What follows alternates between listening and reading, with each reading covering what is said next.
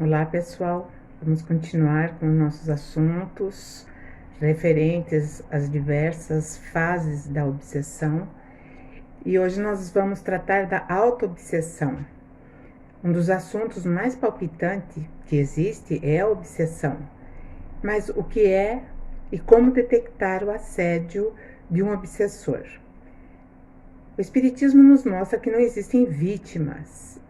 O algoz de hoje, na verdade, ele foi a vítima de ontem e vice-versa. Então, não temos como falar que nós somos vítimas. E em nossa caminhada, nós vamos cometendo muitos atos que nos trazem os desequilíbrios e a nossa consciência nos cobra a reparação. Compreendemos, então, que nós não estamos sendo castigados, que nós não estamos sendo cobrados pelo Criador ou por Jesus. Não existe.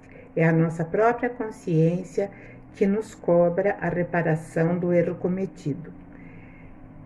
E isso, né, muitas pessoas acreditam que estão sendo punidas e dessa forma essa punição vai trazer para ela digamos assim, uma suspeita redenção no ato dela se sentir humilhada, se humilhar. E infelizmente nós muitas vezes atribuímos aos espíritos a culpa dos nossos próprios atos treslocados ou as nossas dificuldades de transpor obstáculos na vida. Alguns outros se vergam em manifestações bizarras que se contorcem, dizem que é a ação de um espírito obsessor. Outros até cometem crimes, anunciando que eles estavam fora de si, que foi através de uma indução do demônio, do espírito obsessor. Alguns ainda acreditam que tudo aquilo que eles estão passando, na verdade, são os seus vingadores, aqueles que querem fazer justiça com as próprias mãos, quando, na verdade, tudo é do próprio indivíduo. Alguns procuram médicos para que seja diagnosticado seu mal. Então, acreditam que estão doentes, que têm algum tipo de comprometimento, e o médico vai fazer todos os exames, vai fazer uma consulta minuciosa para constatar que não é nada físico. Por quê? Por que o médico não encontrou? Porque é uma autoobsessão. A autoobsessão é a própria criatura que cria todas essas dificuldades. Muitas vezes, né, pessoas carregam doenças fantasmas e essas doenças fantasmas vão acompanhá-la pelo decorrer de toda a sua encarnação. A autoobsessão. E temos então que normalmente, aqueles que são portadores de autoobsessão, na verdade, eles vivem unicamente para si. Estão centrados no seu próprio ego e assim dramatizam e sofrem por antecipação, tornando-se assim doentes imaginários. Vamos ver agora algumas portas que são abertas para a autoobsessão. Vamos perceber aqui que tudo vai depender de cada um. Por exemplo, a mágoa é uma porta. A mágoa é uma emoção altamente prejudicial, pois coloca o indivíduo na condição de vítima, valorizando sempre o agravo advindo de outrem. Então ele vai acreditar que aquela ofensa que ele recebeu, aquele desagravo, aquilo ele vai, né, estar ali sempre, digamos assim, valorizando, colorindo, repetindo, contando para um, contando para outro, e é isso que é a condição de vítima. Outra porta é o ressentimento. É dar vida para algo que causa contrariedade, o que causou a contrariedade. A mágoa devidamente guardada e relembrada, cada vez com mais vivacidade. Então, ele revive né? Por isso que é ressentimento. Ele revive aquela situação onde houve um confronto, um antagonismo, e ele vai revivendo aquilo cada vez com mais sabor, e ele vai tornando todas as tonalidades cada vez mais fortes. Então, remói situações passadas que de alguma forma lhe trouxe algum desconforto. E isso são as portas, eu estou falando algumas, mas são as portas que se abrem para uma auto-obsessão, que também pode acontecer pelo remorso. Muitas vezes a gente acredita que o remorso é uma coisa boa, mas não é. Ela é uma emoção paralisante. É uma causa grave de desajustes, culminando assim com desequilíbrios psicológicos também graves. E outra coisa que também acontece na autoobsessão é a autossabotagem, que é a ação de causar prejuízos a si próprio. Então, é como se quisesse, de alguma forma, saldar alguma coisa ou quitar alguma coisa, se sabotando. E essas sabotagens, muitas vezes, elas são tão tênues que a pessoa não percebe. A pessoa não imagina que é ela própria que está gerando todo aquele desequilíbrio e desequilíbrios graves, levando até a loucura. E pode também comprometer gravemente a reencarnação seguinte, constrangendo o indivíduo a ter até problemas graves mentais. E olha, a autoobsessão é muito comum, mais do que nós possamos supor. As grandes ilusões que se desvanecem, os contratempos financeiros, trazem frustrações perigosas. Saber administrar tudo isso traz o quê? Traz o equilíbrio. E como lidar com a autoobsessão? Primeiramente, lembrar da orientação de Jesus: vigiai e orai. A mente vigilante, ela está apta para orar. A mente invigilante, ela neutraliza a oração através da inaptidão de ser vigilante. E o autoconhecimento, que nos mantém espertos para essas armadilhas ardilosas que surgem através dessas emoções que eu falei. E principalmente o autoconhecimento. Conhece-te a ti mesmo.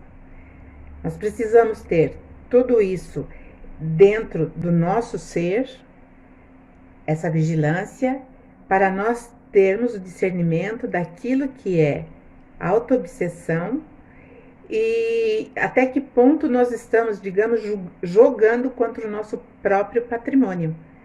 Porque agora nós vamos falar dos graus de obsessão.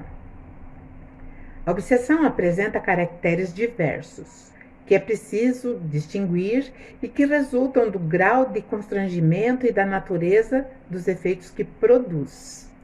A palavra obsessão é, de certo modo, um termo genérico pela qual se designa esta espécie de fenômenos, cujas variedades, no caso da obsessão, bem como a obsessão simples, bem como a fascinação e a subjugação. Agora, desfolhando toda essa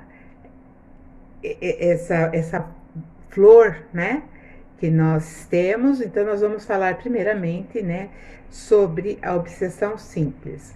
Mas vamos falar um pouquinho mais do que ela é, né? Ela é uma ação persistente ou domínio de algum espírito que logra adquirir sobre certas pessoas. Então, aí a obsessão simples, quando você tem, né, uma entidade, um espírito, e ele vem exercer uma ação persistente. E logicamente, que é praticada por espíritos inferiores, que procuram sempre dominar. Ao contrário, os espíritos de alta hierarquia ou elevados, eles não querem dominar, eles querem auxiliar.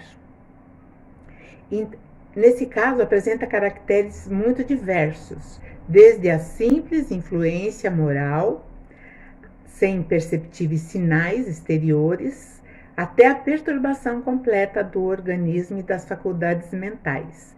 Isso está no Livro dos Médiuns, capítulo 23, parágrafo 237.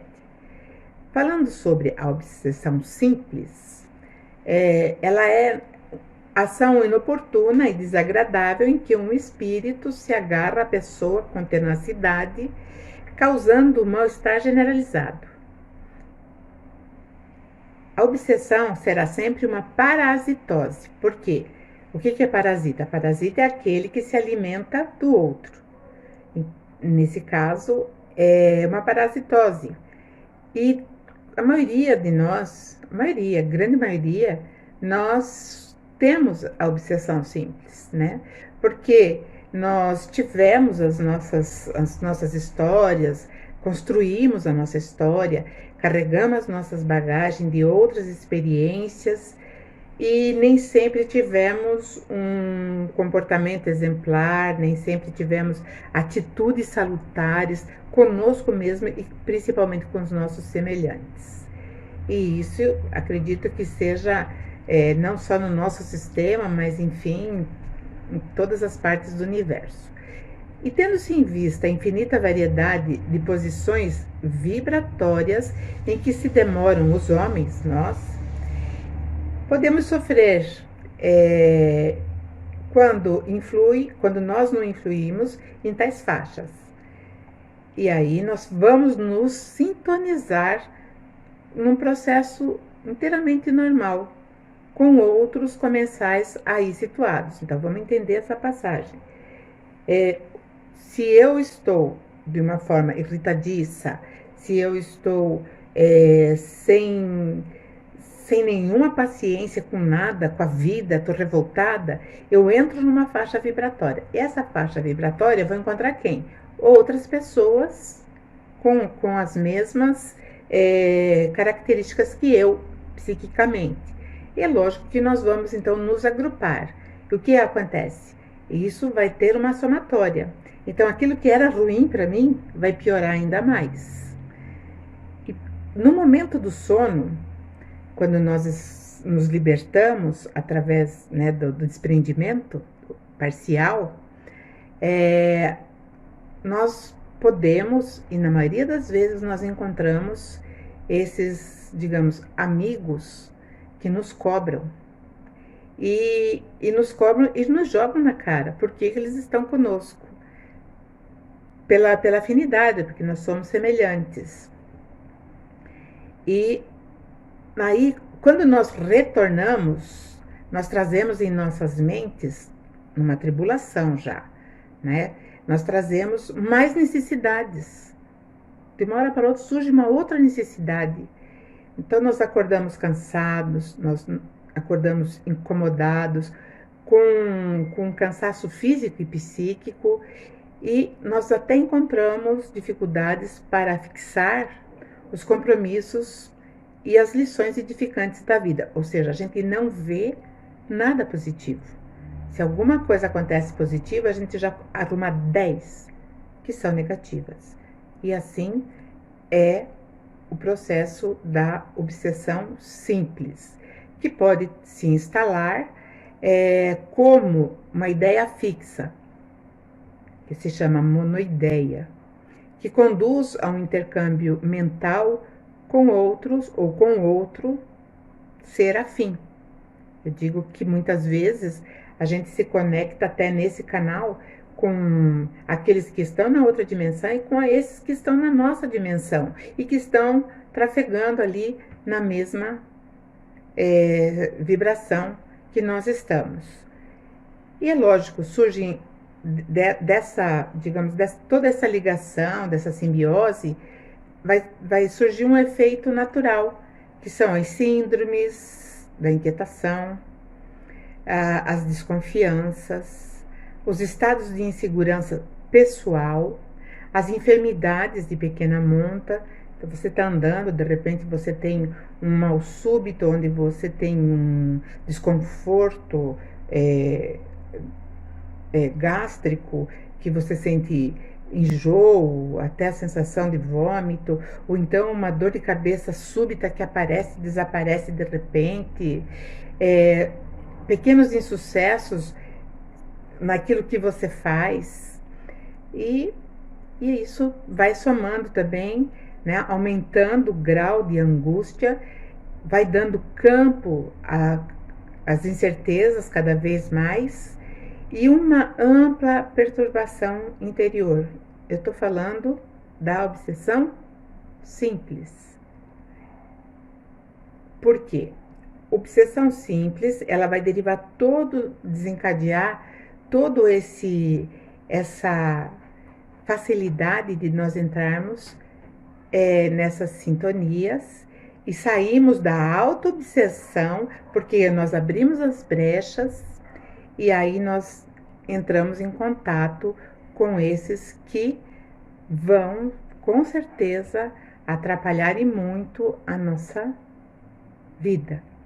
E nós vamos nos sentindo cada vez mais infelizes, fadados ao insucesso, perdendo a confiança que nós temos em nós mesmos e nas pessoas que nos cercam. Vamos desacreditando no nosso ideal de fé.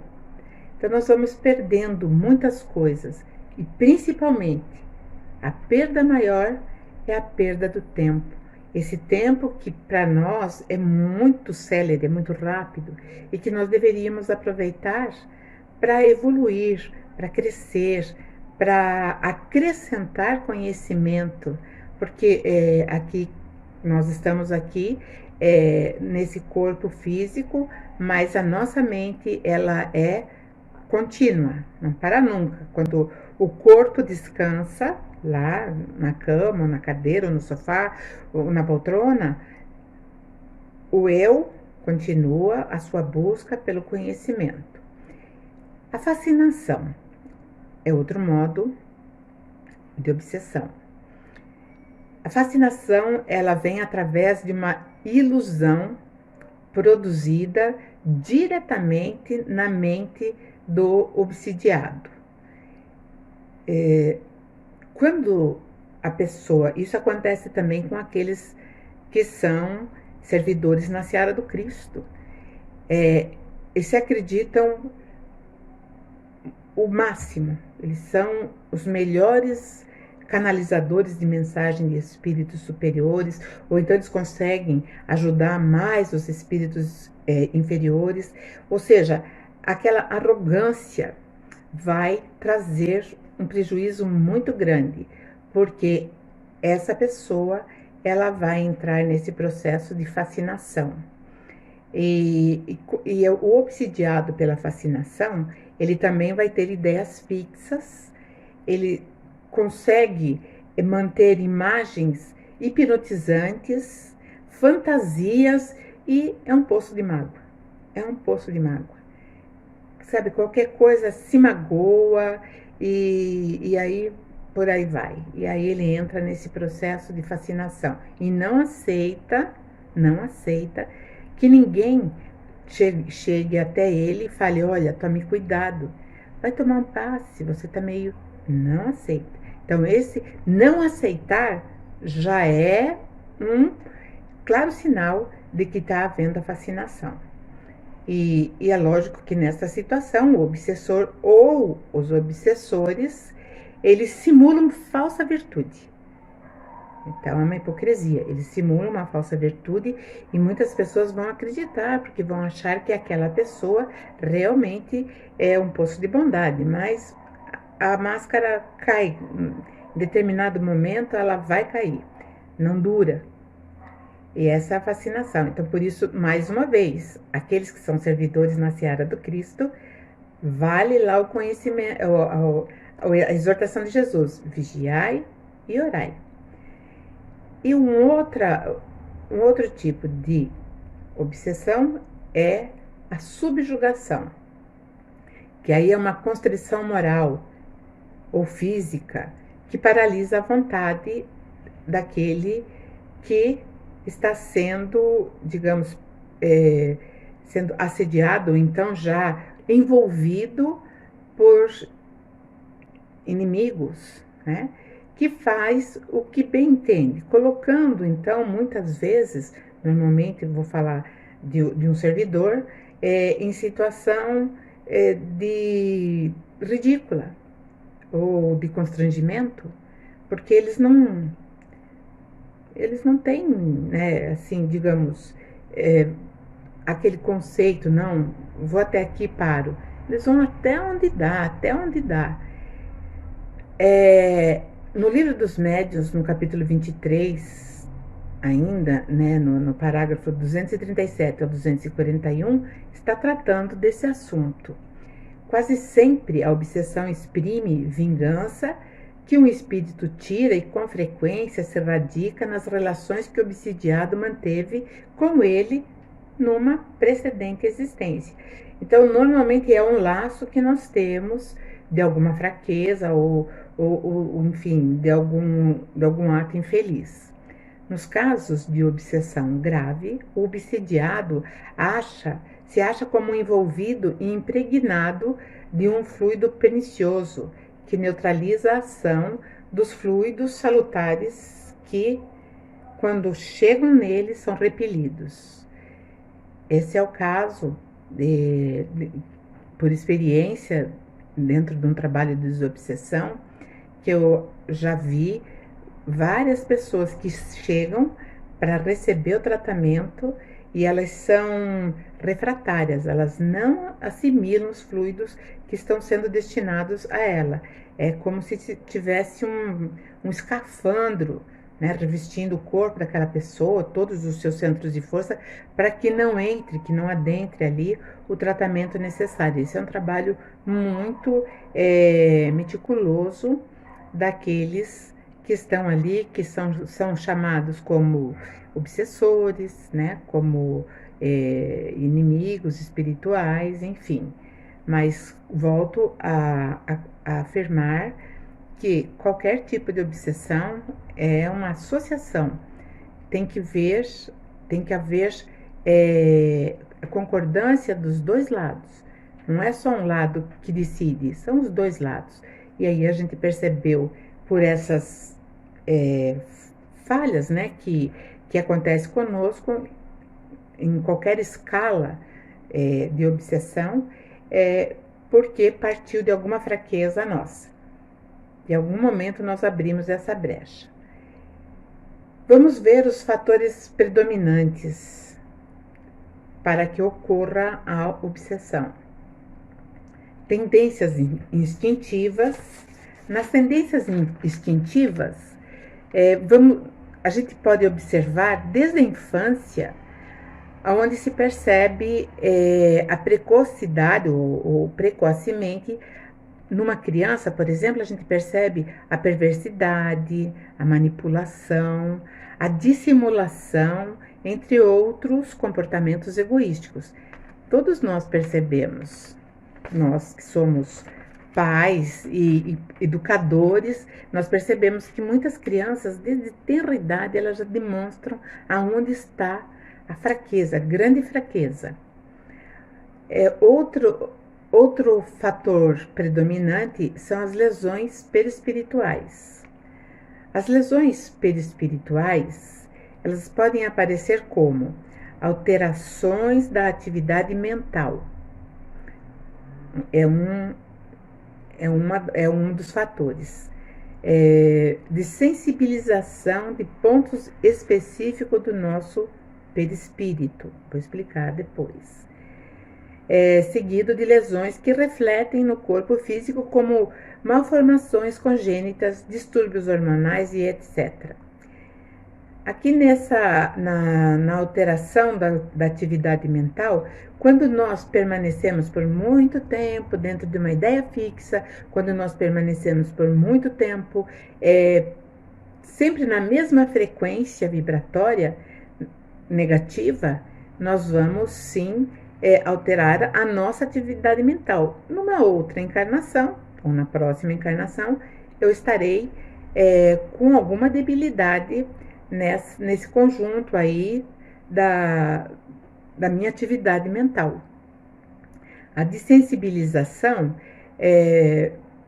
Por exemplo, quando eu, né, causo lesões importantes no corpo físico por algum gesto que eu pratiquei, seja num suicídio, seja num vício, seja, enfim, qualquer coisa que venha trazer prejuízo para o meu instrumento físico, eu também posso criar aí esses pontos de onde surgirão malformações em outras, numa futura encarnação. Aí o ser vai ressurgir numa outra oportunidade, né, de real, de vida física,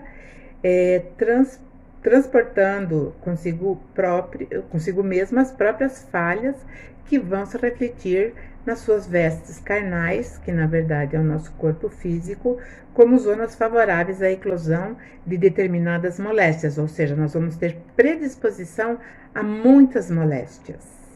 Isso está em Ação e Reação, no capítulo 19. Então, nós percebemos que o ingerenciamento da nossa vida psíquica nos causa um transtorno muito grande, muito grande. E quando nós vamos ficando alertas, né, em relação a tudo isso, nós vamos começando a nos reconstruir, todo o nosso ser, porque eu só deixo transparecer aquilo que eu sou por dentro. Então é aquilo que eu projeto para o exterior. Outro fator predominante são as imperfeições morais que nós temos aí. Todos os comportamentos contrários às leis naturais, que são as leis divinas. Então está no Livro dos Espíritos, questão 269. Interesses pessoais, apego às coisas materiais. Livro dos Espíritos 895. O egoísmo, de onde se deriva todo o mal, também. Livro dos Espíritos, questão 913. Orgulho e sensualidade, que são paixões que nos aproximam, digamos assim, de baixas vibrações, que nos trazem, né, o arrastamento, as coisas que nós achamos irresistíveis, porquanto estão dentro da atmosfera do vício, com grandes virtudes, às vezes, desperdiçadas. Então, nós temos que, dentro dessas tendências, nós vamos, depois das imperfeições morais, vai nos afetar terrivelmente a nosso psiquismo. A transgressão da lei divina vai nos trazer consequências, digamos, difíceis. Pessoas que revelam imaturidade de personalidade. Eu digo que a imaturidade de personalidade, na verdade, é uma imaturidade espiritual. Essas pessoas, elas são extremamente mimadas, se irritam com facilidade, elas se queixam de tudo na vida. Então, eu estou falando de um imaturo espiritual. Não encaram os problemas de frente, fogem. E uma outra coisa, o medo é um companheiro de todas as horas. Outra coisa que também vai acarretar indivíduos que vão portar neuroses e psicoses e fobias. E hoje o mundo está cheio de pessoas com esse tipo de neurose, né? Criaturas deprimidas, complexadas, inseguras, ou então personalidades autoritárias, egoísticas, vaidosas, mentirosas e por aí vai, tantos outros. Nenhuma influência exercem os espíritos dos pais sobre o filho depois do nascimento Então, os pais, tudo aquilo que eles vão passar, também não.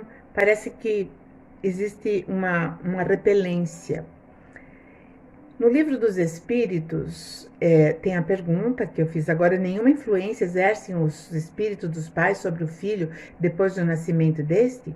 Então, a resposta é: ao contrário.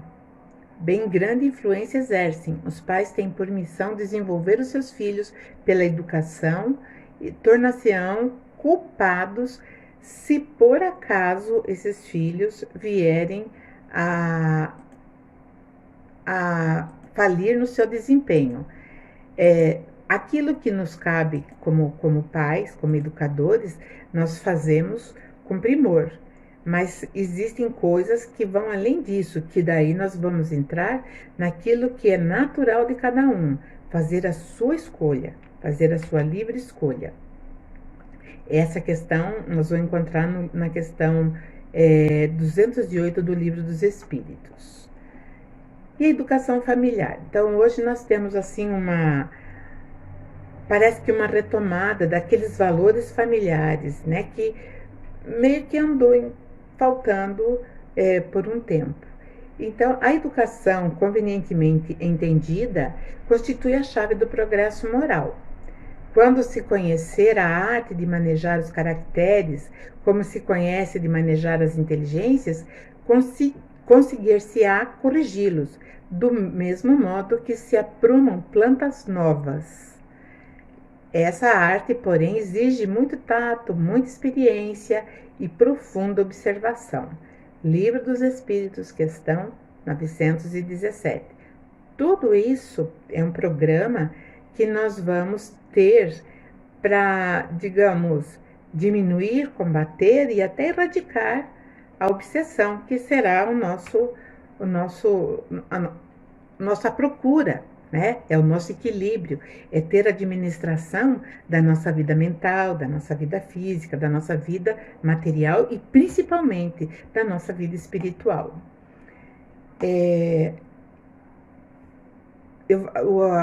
Próxima quarta-feira, nós continuaremos a falar sobre esse assunto e que é muito amplo e suscita assim muitos questionamentos e na verdade nós somos ainda presas fáceis dentro desse contexto de inteligências que pululam à nossa volta, muitas inteligências com muita mais vivacidade do que a nossa, de manipulação, de infiltração. Por isso que eu comecei falando da auto-obsessão, porque é a partir desse conhecimento que nós vamos diminuir um bom, digamos assim, um bom tanto de obsessão, seja por afinidade, seja até por perseguição. Então nós vamos aprender devagarinho, nós vamos indo e vamos aprendendo tudo isso, tá bom? Por hoje, vamos parar por aqui. Agradeço a todos, tenham todos uma boa noite e a paz de Jesus com vocês.